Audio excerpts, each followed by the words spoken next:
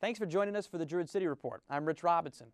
We're broadcasting from the studios of WVUA Television in Bryant-Denny Stadium on the campus of the University of Alabama. This is the second edition of what we hope becomes an informative series that looks at the biggest issues and trends facing our community. For this episode, we focus on the recent economic growth that has been seen in the Tuscaloosa area. Fueled in part by the flood of federal government recovery funds after the April 27th tornado, the economic boom has not come without its detractors. For example, some feel that the city is changing too quickly and that its leaders are now beholden to bureaucrats in Washington, D.C. We'll speak to Tuscaloosa Mayor Walt Maddox later in the program about those claims and how he sees the Druid City moving forward. But first, our own Jenna Siffringer looks into the reasons why new businesses are popping up in the growing urban core of Tuscaloosa's downtown. The number of construction workers in Tuscaloosa has doubled since the April 27, 2011 tornado destruction, and a business boom that was already underway has turned a $150 million investment in just the downtown Tuscaloosa area. The Avenue Pub is just off University Boulevard in the city center. The new owner is taking advantage of what the city is offering. When I came here, downtown was nothing compared to what it is now. The city's put forth a lot of effort, dedicated a lot of time, money, resources. Construction is winding down on the new Embassy Suites hotel that is set to open downtown in February 2015. This 3-year project is just part of the city's transformation. You need a hotel downtown in any city that you live in, especially if you want to grow. And Tuscaloosa is growing tremendously. Most people credit the growth to the recruitment and success of the university, coupled with the Mercedes plant expansion and the ripple effect of its suppliers. With 36,000 students on the UA campus, compared to about 20,000 just 9 years ago, the city is embracing it all, with a strategic plan for small and big businesses. The city, I mean, they've been dedicated to making this area, you know, they realize that the university is going to grow and they need to grow with it. Dale grew up in the Tuscaloosa area, and she says the changes are exciting to watch.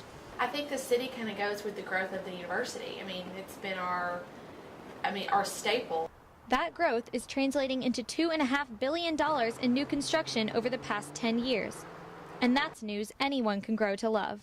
For the University of Alabama, I'm Jenna Siffringer reporting. To learn more about the small business climate in the Tuscaloosa area, you can visit the Tuscaloosa Chamber of Commerce website, tuscaloosachamber.com. Over 36,000 students attend the University of Alabama, and for the first time in history, there are now more UA students from out of state than from Alabama. That scares some longtime locals who harbor doubts about the level of community involvement out-of-state students wish to engage in. Our Morgan Shaffer has a story about one UA professor and a team of students who are giving back to the people of Tuscaloosa. Maggie Madden watches over her student as she works on the computer. It's hard to figure out which one is the student, and it's because Madden and others in the classroom are all college students teaching older adults. They start with the basics of Microsoft Word and teach basic knowledge needed at most jobs. I've been teaching her in Excel, just simple, formulas to do a payroll, and that's what we did today. Madden is a hospitality major at the University of Alabama.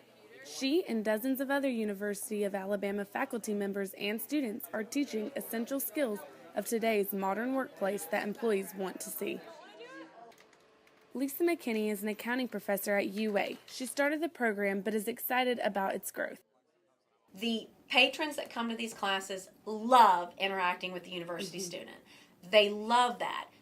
Every single volunteer, and we have probably had 80, every student here, maybe more than 80, maybe 100, has sat down with that person, and they're teamed with 1 or 2 people, and built a relationship and bonded. It's been just wonderful. The program is called LIFT. LIFT stands for Learning Initiative and Financial Training, but it stands for lifting people up in more ways than one. I really wanted to bridge the communities because a lot of times the university kind of sits by itself and we're this little island unto ourselves. And there's all these people out there that can benefit. The college students are loving it. Putting together these types of classes may seem easy for faculty who teach specialized subjects on a daily basis. That's why they're bringing in the next generation of teachers and community servants by getting student volunteers involved. And she was so thankful, and it made me feel pretty good because that was like an hour of my time, and she just learned so much.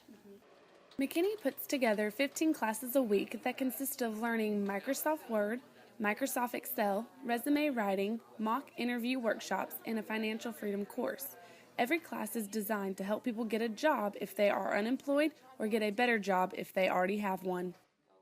The one common thread is every single person we have worked with has been appreciative, hardworking, and kind. And that's what I've enjoyed.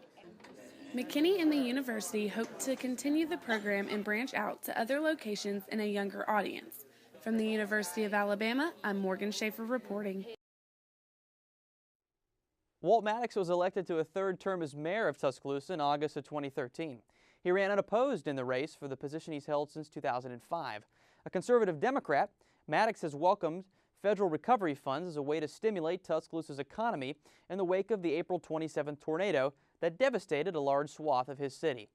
He also aggressively went after the growth of large student housing developments that many fear could cause a housing bubble if UA student enrollment was to slow or decrease. We spoke to the mayor about some of the largest challenges facing the Druid City from City Hall. Mayor Walt Maddox, thanks for joining us here on the Druid City Report. We really appreciate your time. We're here in the Narashina room in City Hall, which is a very beautiful room, one of the sister cities of the city of Tuscaloosa. When you come in here, how often, I guess you come in here quite often, but do you think about those connections to other parts of the world that Tuscaloosa has? Not necessarily every time that I come in here, but I'm often reminded, especially with who's invested here in Tuscaloosa, Mercedes and obviously JBC originally here in Tuscaloosa, and how that foreign investment has meant so much to our community. In fact, if you look at Tuscaloosa County, we have about 100,000 people employed in our metro area. About 9,000 of those jobs are directly related to Mercedes and its suppliers. Wow. So nearly 10% of our workforce is directly connected to that type of foreign investment, which is important. A lot of people pay their mortgages, save a little bit for their future, help their children get through college because of those jobs we've been able to recruit over the past 2 decades. Now, we have a lot to talk about, and since you mentioned sort of foreign investment, maybe a little bit closer to home is the growth of the University of Alabama. They just recently announced that 36,000 students attend the capstone, and for the first time in the history of the university, a majority of those students are actually from out of state originally. When you hear something like that, what is your reaction? Do you think that's a positive or negative thing for the city? Well, I think it's positive. Number one is that the growth of the university itself means more jobs in our community, the ability to continue to grow your economy. In fact, we've been pretty stable through the Great Recession, in large part because of the growth of the university itself. For every 1,000 new students that the university is able to attract, it generates about $5 million new dollars in our economy, so that's important. The out-of-state number itself, to me, is actually, I see that as a positive. The university has created an infrastructure which it's growing by.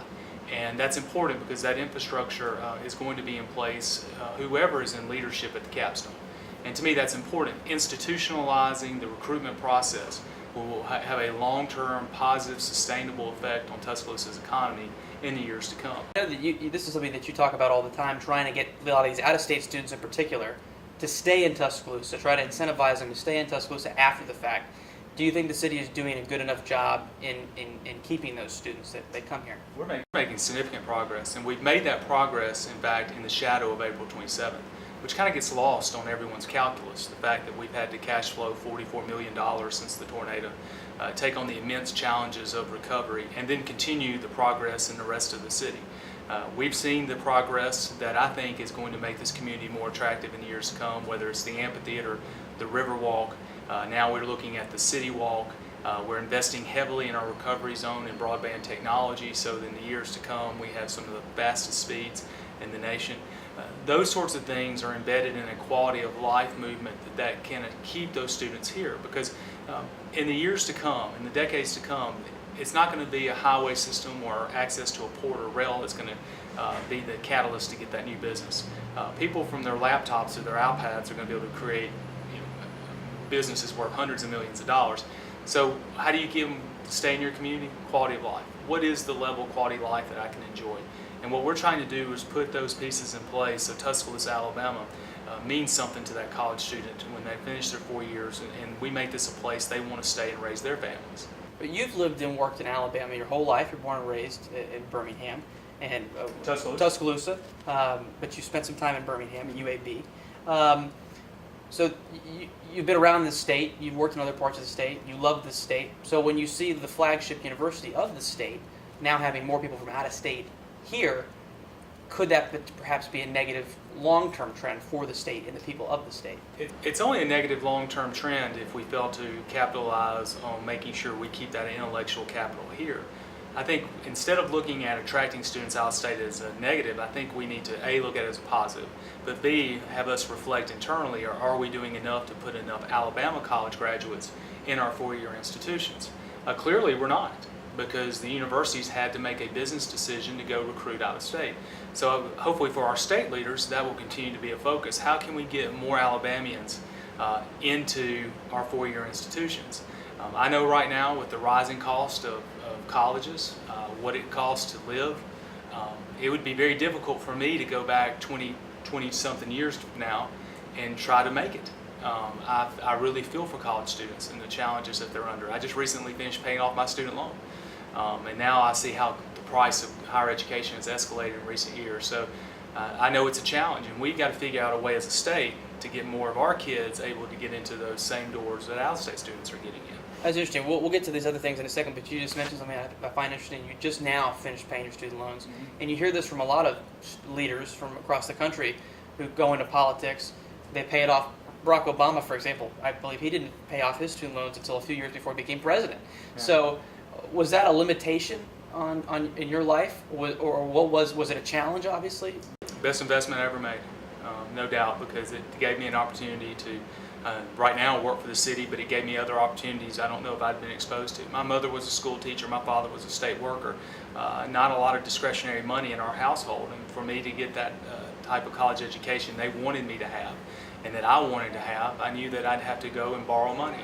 But I didn't mind, because I felt very confident that if I got the education that UAB provided me, that I could be successful and I could pay back my debt to the United States government, and I did. And at the student loan program is born out of Carl Elliott, a former Alabama congressman. And I think of him a lot because I'm glad that he had the forethought, along with many others, to create a program by which I was able to get my education. We will continue our conversation with Mayor Walt Maddox later in our program. Founded in 1995 with a mission to educate the public about the importance of Alabama's blues heritage, the Alabama Blues Project is still going strong. Charlie Argo has more.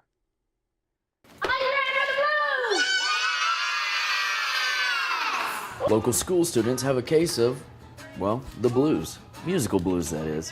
The Alabama Blues Project is trying to help preserve the blues and, most importantly, music in today's students with the help of people like vocal instructor B.J. Moore, who is a part of a generation heavily influenced by music, blues in particular.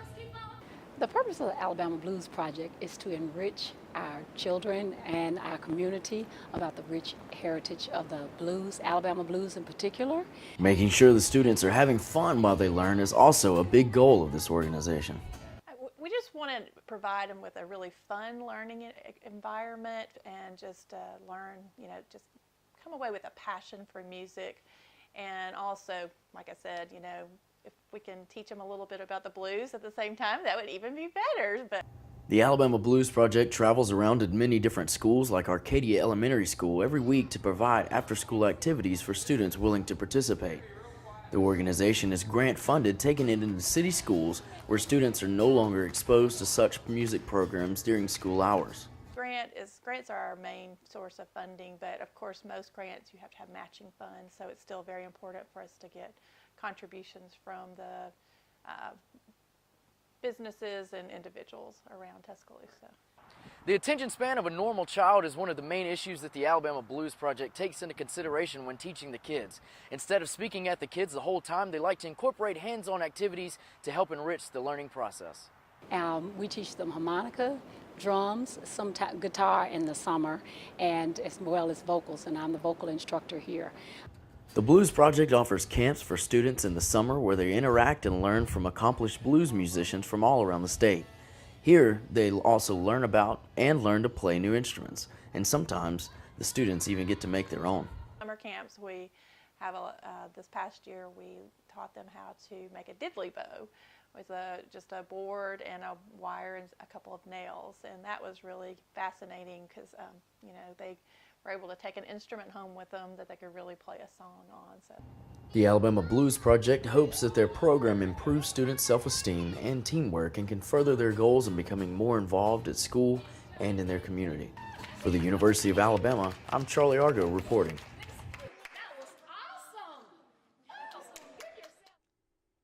To learn more about the group, you can visit their website at alabamablues.org. The 5th Street Vintage Market is in its third year of offering a bit of culture and good bargains in Northport. Emileigh Passwaters shows us more about the market and why it's proven successful with local patrons. Records melted into bowls, pocket knives, and handmade soaps. That smells really good. Are just a few things that shoppers can expect to find at 5th Street Vintage Market. In its third year, the event has grown from a dozen vendors to more than 75. Lori Watts, Sylvia Parker, and Jamie Ciccatello are the 3 curators of the market. Ciccatello says it all got started by wishing there was a way to trade vintage materials. So we were talking about how we wanted a vintage market because if you go to a farmer's market, we don't sell fruit or vegetables, honestly, and then we also don't sell art. And so it was hard to find a place that you were just selling vintage. It wasn't always smooth sailing for the 3 curators. It took them a year to find a venue to hold the market before the pavilion was built. We'd always say, man, I wish we had a vintage market. And then when I found out that we were building this, with Friends of Historic Northport, I approached them and said, hey, would you want to do this? And they said, sure. And then from that to where we started was maybe 6 months. Vendors offer original vintage goods and unique items made from repurposed vintage materials. Ian Williams is a regular vendor selling items since the vintage market's first event. Most of the items at our table are more than a half-century old. Mid-century modern, the weird stuff, as you can tell by the hat. I don't do normal, traditional, I do weird. Williams says mid-century can even include things from the 1970s and 80s, which is exactly what shopper Cameron Strother was looking for. Coolest thing that I've seen so far is a modern jazz quartet record, and it's from probably the 70s, and it's really cool because they use metallophones instead of pianos. So whether you're looking for mid-century metallophone music or an old-fashioned crate for your home, you'll find it here at the 5th Street Vintage Market. In Northport, I'm Emileigh Passwaters reporting. If you'd like to get more information about the market, you can visit their website at 5thstreetvintagemarket.com. And now back to our conversation with Tuscaloosa Mayor Walt Maddox. Again, we conducted this interview at City Hall. We'll talk about some other issues that face the city here locally. Uber has tried in the past few months to come to Tuscaloosa, operated for a little while. Now the city has sort of cracked down and kind of pushed back and said, you guys have to play by the rules. Obviously, September 17th was an interesting day in terms of this story because one of the Uber drivers was arrested for having a quarter pound of marijuana in his car, an open container, and also driving on a suspended license. So when you see this sort of thing happen, what is your confidence level for an organization like Uber to operate successfully in Tuscaloosa? Well, like most people, I was excited to learn that Uber may choose Tuscaloosa to operate in, and I was very confident that we could work with them in our vehicle for hire policy to get Uber to Tuscaloosa. It's important to note that cities, cities are responsible to regulate vehicles for hire. Most cities in the United States have that responsibility, just like Tuscaloosa. For us, we wanted to be able to fit them into our vehicle for hire policy, safety being the number one factor. Unfortunately, we've yet to been able to reach an agreement with them. There's really 4 key points that we've yet to overcome with them. And probably the biggest obstacle is background checks. And we saw on September 17th with a driver who was arrested at felony possession of marijuana, open container, suspended driver's license, who had successfully completed Uber's background check policy. That raises red flags. To date, they still have not provided us the methodology behind their background checks. So in good conscience, how can the city, who is responsible for your safety in a vehicle for hire, release them to do business? I think Uber has a great model. I think their model could uplift the entire market. And I hope, like everyone else, that they will continue to work with us to be able to fit them in to Tuscaloosa. Well, what are those negotiations like? I mean, because I know that it's sort of difficult to talk to them. Have they been on the up and up, or has it been sort of cloak and dagger? How would you characterize those conversations with them? Well, again, they tend to use social media blitzes to discuss negotiations. I'll let them do that. We're going to continue negotiating in good faith and hopefully be able to work with them to bring Uber to Tuscaloosa. Some people would say that well, you obviously think this is a positive thing for the city. It could be anyway if it was done properly, because of the way it's a young city. The city would probably be well positioned to use this technology. Would you yourself or your family, would you feel comfortable in an Uber car? Would you do that if it was, everything went to plan? Well, it's not technology. I mean, I think that's a good propaganda line, but the fact is this has nothing to do with the technology. Many businesses in Tuscaloosa use apps as part of their business model. This has to do with safety, and right now, would I feel comfortable? No. Until I felt very comfortable with the methodology behind their background checks, I would feel very uncomfortable in having my wife or my children in an Uber vehicle. If they would supply that, or even better, if they would use what we've been using, I would feel much more comfortable. Clearly, there's holes in it from September 17th. Let's figure out why, and let's see what we can do to help you get going here in the Tuscaloosa market. We thank Mayor Walt Maddox for his time. If you'd like to ask the mayor a question, you can. Email him at mayor@tuscaloosa.org. But before we close our program, one more story about the growth of the Druid City. This story from Seth Juneac, well, it may leave you staring at the sky.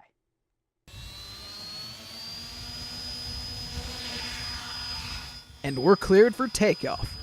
Nestled in Tuscaloosa's Money-Sokol Park, this model airstrip played host to the Helibash, an event run by the West Alabama Aero Modelers Club.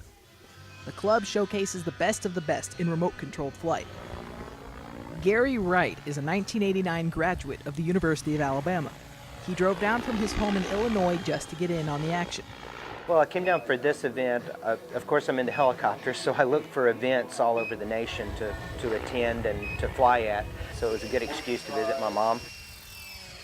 That's the throttle and collective pitch. Wright's passion for model flyers started over 30 years ago. He says this hobby is about more than just playing with toys. Most of the fun in the hobby is a camaraderie around people. I know a lot of the people out here. Didn't know until today some of the people at this event. So we get to meet a lot of new people around the country. And of course, flying is fun too. Although the runway is technically owned by the city of Tuscaloosa, the West Alabama Aero Modelers Club rents it out for a monthly fee. The city of Tuscaloosa does the rest. That care helps local flyers take advantage of the space and has led to quite the reputation. Out-of-towners often come away impressed with the venue. James Randolph of Northport works as an accountant during the day, but for the past 4 years, he tries to take advantage of every spare hour he has to get his copter flight ready. It's kind of an addictive hobby. The more you fly, the more you want to fly. The more you learn about them, the more you want to fly. It's just a good pastime, a lot of fun. That addiction does come with a price, though. A lot of people want to know what these things cost. This machine here, as small as it is about $200. And these larger machines, a 700 helicopter, I've got about $1,500 in it. If you ask any of these enthusiasts, they will tell you that every penny is money well spent. For the University of Alabama, I'm Seth Juneac, reporting.